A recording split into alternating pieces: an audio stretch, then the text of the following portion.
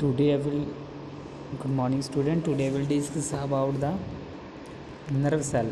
तो nervous system के बारे में पढ़ रहे हैं, न्यूरॉन्स के बारे में पढ़ते हैं अपने सबसे पहले कि nervous system cell are called the neurons. ठीक है, तो जिस तरह से अब जैसे देखते हैं कि किडनी की फंक्शनल यूनिट कौन सी है, जो किडनी यूरिनरी सिस्टम है उसकी फंक्शनल यूनिट कौन सी है, नेफ्रॉन है।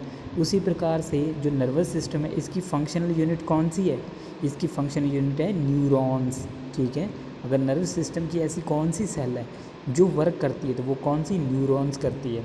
वैसी रेस्पिरेटरी सिस्टम है तो उसमें कौन सी सेल होती है, एल्विलाई सेल होती है, जो क्या होती है, रेस्पिरेशन के में हेल्प करती है। तो यहाँ पर भी नर्वस सिस्टम में कौन सी, न्यूरॉन सेल है। Nervous system cell are called the neurons. They have 3 distinct part including a cell body, axon, dendrites. These part help them to send and receive chemicals and electrical signals. ठीक है, तो dendrites ये axon की structure है, इसमें कुछ part जो होते हैं मैसेज को रिसीव करते हैं और कुछ क्या हैं सेंड करते हैं। तो अपने स्ट्रक्चर ऑफ न्यूरॉन्स की स्ट्रक्चर देखते हैं। तो जिस तरह से ये न्यूरॉन्स होते हैं, देखो डेंड्राइट्स है प्लस इसके अलावा क्या है, स्टोमा है और न्यूक्लियस है।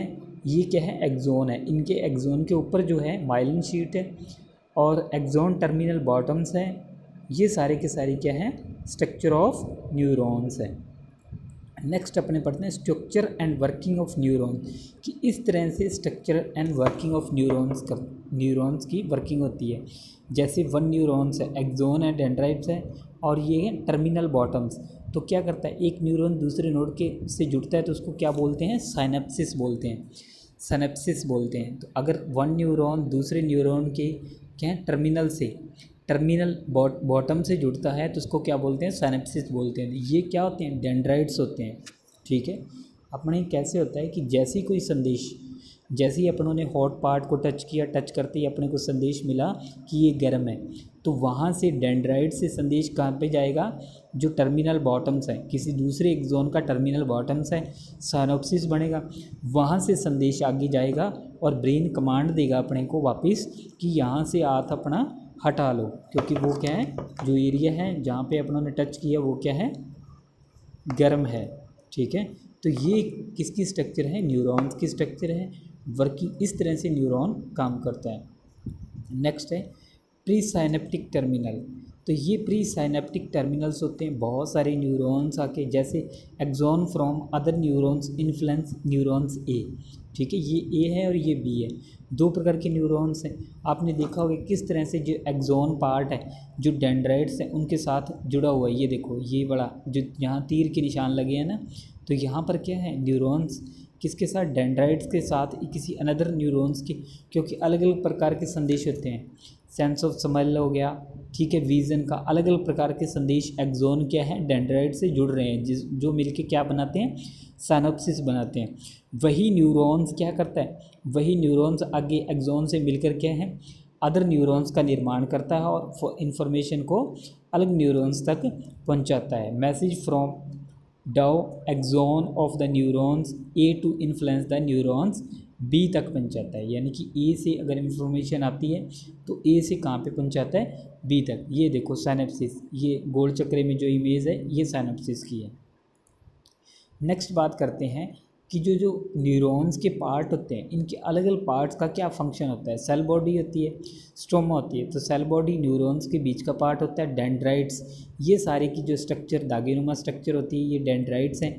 क्या करती हैं dendrites, receive message from the other sales.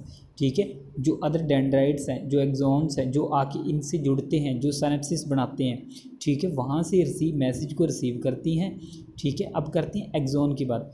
Axon क्या करता है, passes message away from the cell body to other neurons, muscles और ग्लैंड्स।